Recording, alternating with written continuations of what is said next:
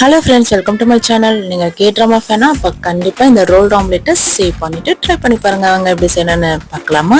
பட்டாம் பூச்சி கூப்பிடும் போது பூவே ஓடாதே, காதல் தேனை சாப்பிடும் போது பேசக்கூடாதே. பட்டாம் பூச்சி கூப்பிடும் போது பூவே ஓடாதே, காதல் தேனை சாப்பிடும் போது பேசக்கூடாதே.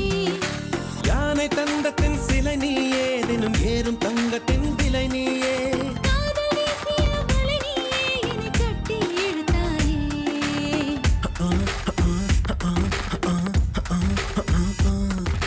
பட்டாம் பூச்சி கூப்பிடும் போது பூவே ஓடாதே.